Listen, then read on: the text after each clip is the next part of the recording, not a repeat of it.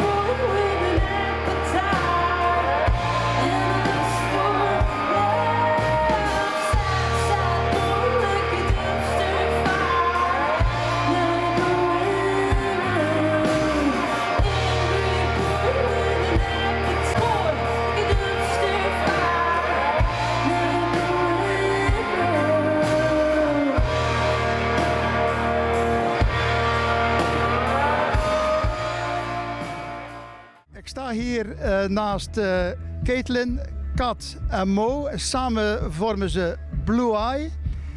Ik zeg het goed, Blue Eye. En jullie hebben net hier op Weigerok IJsendijken opgetreden. Ik was zeer aangenaam verrast. Hoe vonden jullie het zelf gaan? Ja, het was superleuk. Super fijn publiek ook. Ja, wij vonden het heel leuk. Ja, het leuke aan Weigerok is dat er maar 2 podia zijn. Dus Ja. we gaan van het ene podium gewoon naar het andere. Dus je hebt eigenlijk gewoon al het volk. Het publiek loopt gewoon mee met... Ja, voilà. Dus dat is heel leuk. Je kunt als artiest er dan ook meer van genieten, omdat iedereen er gewoon is. Dus, Jij een beetje op de achtergrond. De drummer is altijd een beetje op de achtergrond. Ja. Hoe was het voor jou? Ik vond het superleuk. Er was wat licht in het publiek, dus ik kon blije gezichten zien. Dus ik was content. En jullie zijn bezig sinds 2021, heb ik me laten informeren. Dat is nog vrij kort. Jullie zijn wel al een professionele band. Of hebben jullie er allemaal nog een bandje naast? We doen van alles eigenlijk.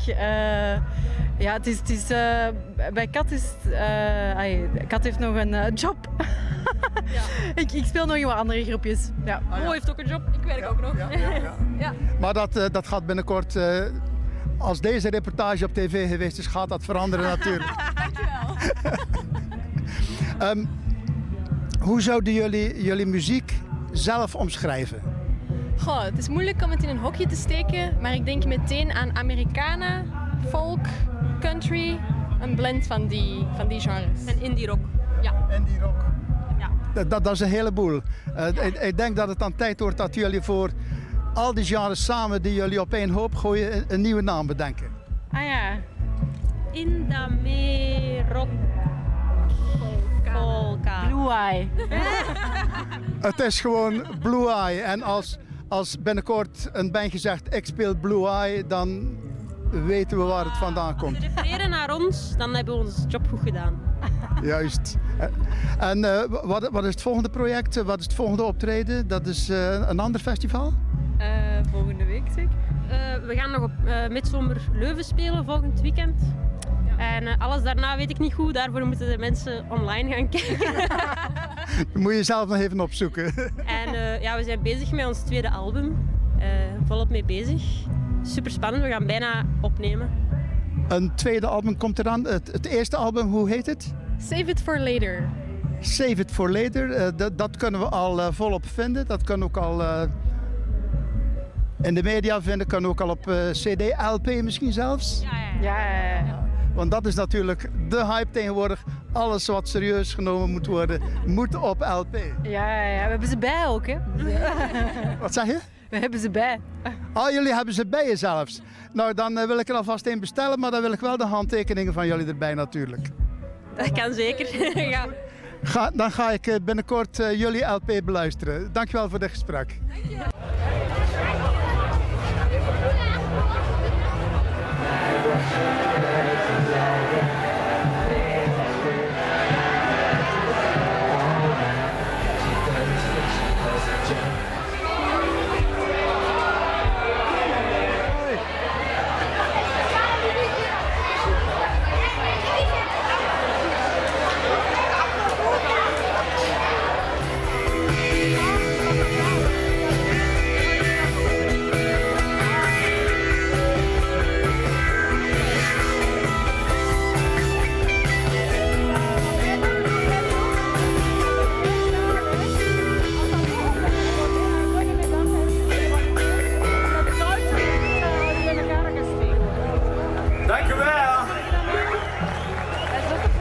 naast Bent en Nick van Das Pop.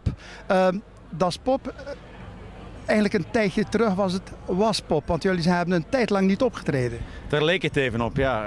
In 2011 hadden we bijna 18 jaar iedere dag en iedere nacht bij elkaar doorgebracht in busjes, in vliegtuigterminals, in backstages, in slaapkamers, zelfs ja, overal. En we hadden even behoefte aan vakantie. We dachten, als we even 8 maanden niet zou wel leuk zijn. Nee, dat is 14 jaar geworden dan nog. Dat was een sabbatical van 14 jaar en toen dachten jullie van, nou, het wordt tijd dat we weer eens I Love gaan spelen. Ja, ineens bleek dat... Ik had ook 2 keer per week nachtmerries over Das Pop, waarin er geen geluid uit de microfoon kwam of zo, of weet ik veel. Allerlei rare dingen. En dus ik dacht, dat kan zo niet verder, we moeten het terug proberen. En ja, dat hebben we gedaan. En het is aardig gelukt hier op Weigerok. Hoe heb jij het ervaren, dit concert? Ja, dat was heel leuk. We hebben straks nog een concert in België, maar dit was echt heel leuk om zeg maar op te warmen vandaag. Het is een goede opwarmer, letterlijk en figuurlijk. Ja, IJsendijk is natuurlijk een regiofestival, dus iedereen kent iedereen zo'n beetje. Dat is natuurlijk wel erg leuk. Maar welke vraag mij altijd even te boven komt, Das Pop. Het doet enerzijds een beetje Duits aan, Das Pop, maar van de andere kant, jullie zijn van oorsprong, dacht ik, Gentenaren. Das Pop, dat is pop. Hoe zit het nou? Ja, dat is een naam die... Ja, het is te lang geleden eigenlijk om dan nog te... Ik weet het niet meer, hoe dat gekomen is. Hij weet het niet meer, maar Brent weet het nog wel. Klinkt gewoon goed. Ja, Pop moest er zeker in zitten en dan zochten we iets dat er goed bij was en dat was eigenlijk prima. Brent, Nick, hartstikke bedankt voor het gesprekje.